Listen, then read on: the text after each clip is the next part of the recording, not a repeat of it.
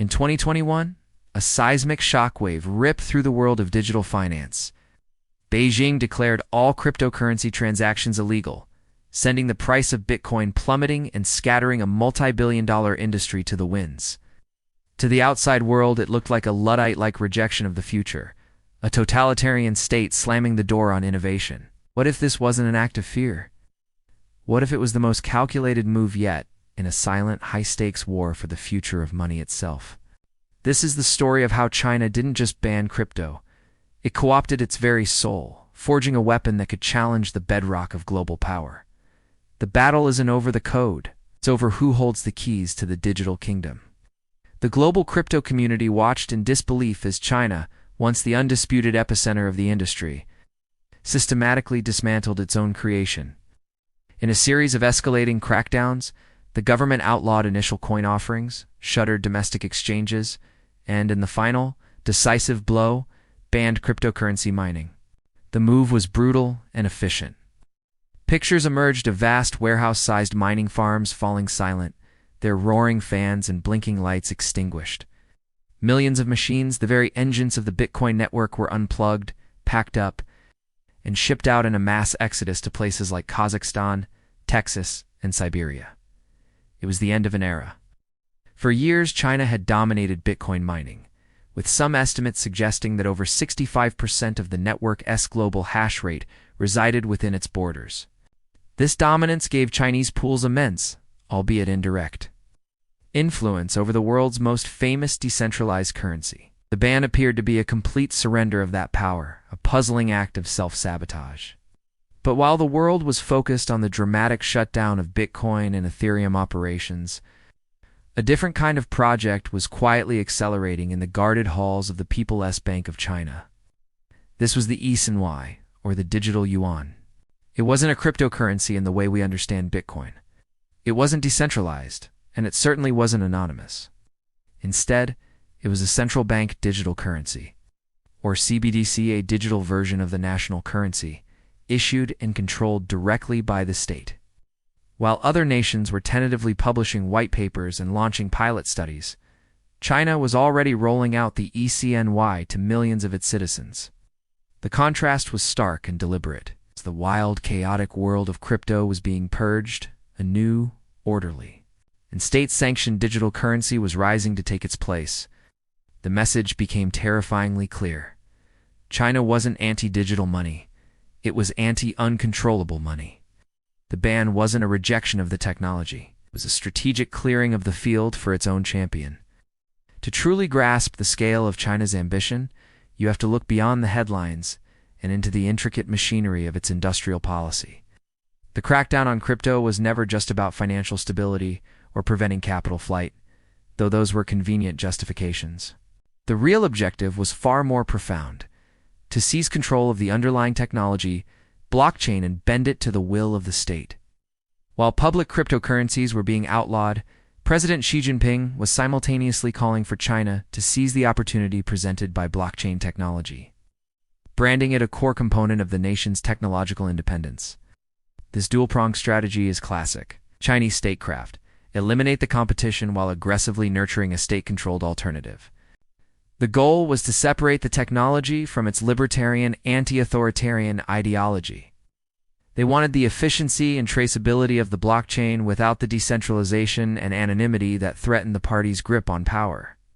This strategy extended deep into the hardware of the digital world.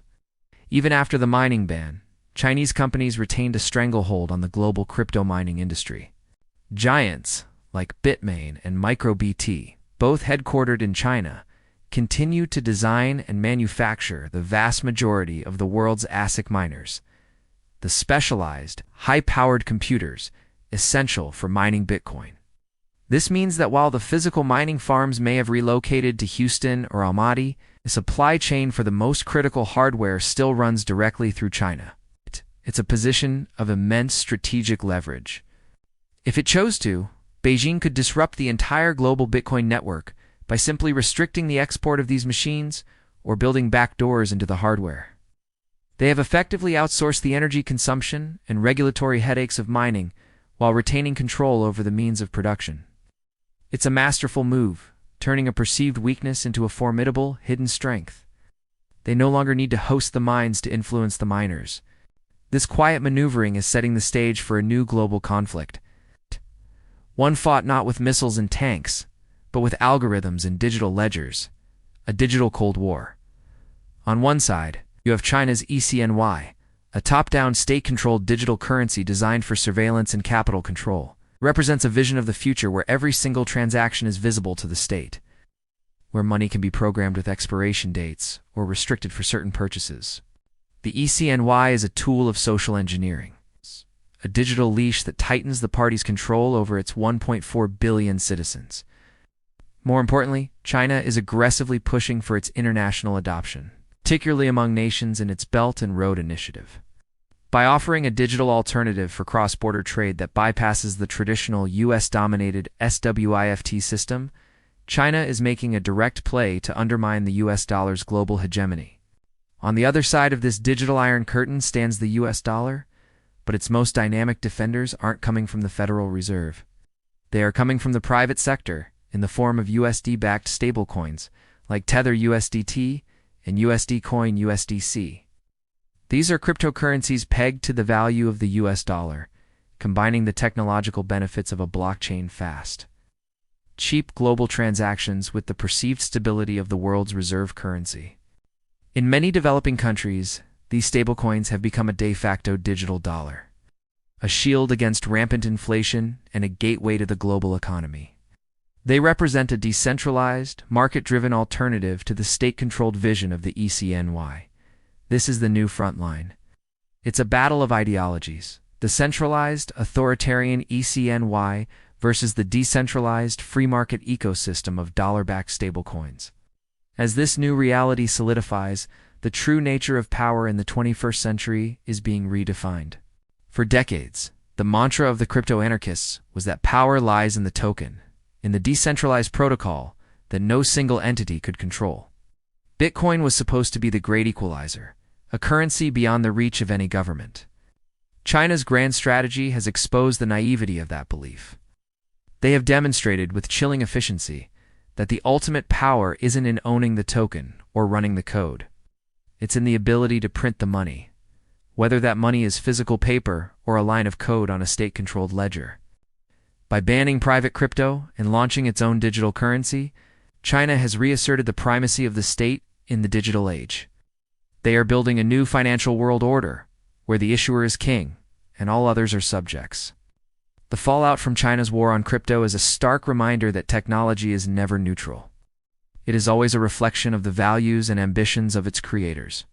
The dream of a borderless, decentralized financial system is now locked in a direct confrontation with a powerful state determined to build a digitally enforced autocracy. The world is being forced to choose between two fundamentally different visions for the future of money, and by extension, the future of freedom itself. The great crypto ban of 2021 was not the end of a story. It was the first shot in a silent war, a war whose outcome will determine who writes the rules for the digital century. And as the pieces move across this global chessboard, we are beginning to understand a terrifying new truth. Power is not in the token at S, in who prints it.